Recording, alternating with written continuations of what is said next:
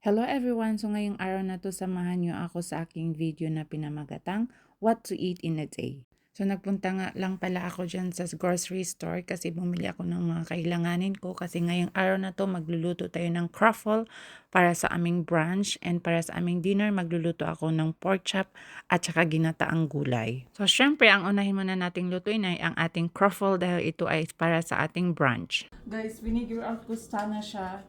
Hindi ko na videohan, nagulat ako. Pag ganyan ko, nag-pop na siya. Oh my God, ganyan lang pala yan siya. Kumuha pa man din ako ng ganito, can opener. Kasi akala ko mahirap buksan. Madali lang naman pala siya buksan. So ito ay croissant dough. Binili ko siya ng ready-made.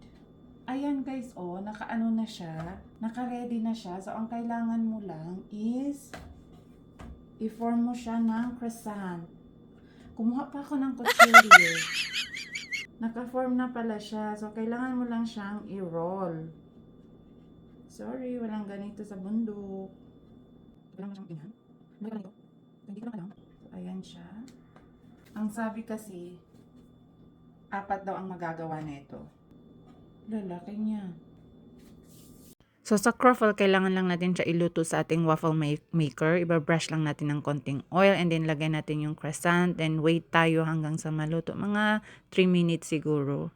And then ganyan yung itsura niya pag luto na siya. Siyempre naglagay din ako ng design dyan kasi gusto kong cozy. Pero konting whipped cream lang kasi para hindi siya masyadong ma-fatty. Gusto ko sana lagyan ng strawberry kasi wala naman akong strawberry. Siyempre si Lance ayaw din niya lagyan ng whipped cream. Gusto niya plain lang kasi very strict yung diet niya. Ewan ko ba sa batang yan, hindi naman mataba. Arte niya sa mga food. Para makompleto ang ating breakfast, siyempre kailangan natin dyan ng coffee. And ayan na yung ating breakfast for today's video. Mangita sa. Because I made it for you.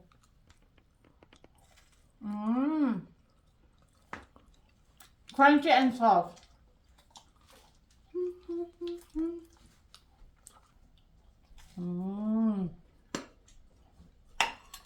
Ang sarap niya.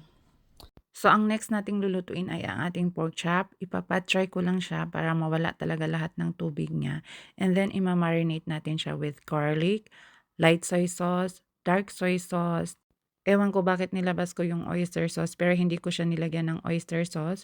Konting patis lang. And then, lemon, madaming lemon. Black pepper powder. Yung garlic pala is garlic powder yung gamit ko dyan. Then, naglagay din pala ako ng olive oil para hindi ma-dry mamaya pag i-fry natin siya.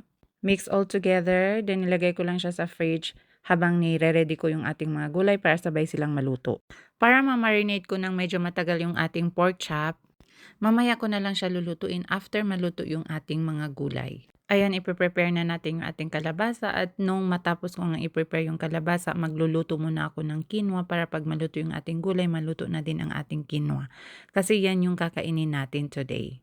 At habang piniprepare ko yung ating sitaw, sinalang ko na din yung ating kawali para pagkatapos ng sitaw ay mainit na siya, pwede ko nang igisa yung ating sibuyas at saka bawang. Pagkalagay ko nga sa ating bawang dyan, sinunod ko na yung ating sibuyas and then sinunod na kaagad natin yung ating shrimp. Then, binalikan ko yung ating sitaw habang hinihintay ko medyo maluto ng konti yung ating shrimp. Then, sinunod na natin yung ating sitaw. Habang hinihintay ko lumambot ng konti yung ating sitaw, ayan, nire-ready ko yung ating talong. Then, sinunod ko na din after that. Matagal kasi guys maluto ang sitaw dito at saka talong. Kaya yan muna yung inuna kong nilunod sa ating kawali. And then, sunod na din natin yung ating gata. 2 gata nga pala ang nilagay ko dito kasi medyo madami yung ating gulay. Alam nyo ba guys, pamula na natikman namin itong ginataang gulay ay parang every week na ako nagluluto nito. Naging favorite na din namin siya. Ang panlasa lang palang nilalagay ko dito ay salt at saka black pepper powder. Ayan, sinunod na natin ang ating kalabasa and then imemekos-mekos lang natin siya. And after 3 minutes, charan! Luto na ang ating gulay. Narinate kong pork chop pala. Ipa-fry lang natin siya. Masarap ito pang partner sa ating kalabasang gulay. So,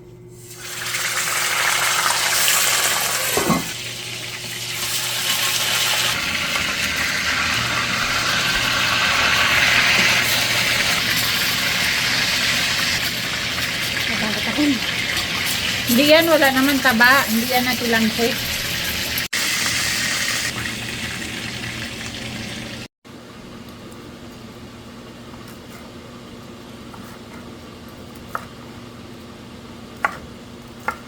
No, it's not.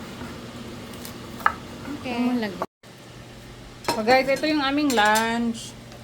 Sausawan namin. Ito yung aming gulay. And this is the pork chop. Ito na din ang aming dinner. Thank you guys for watching. Bye-bye!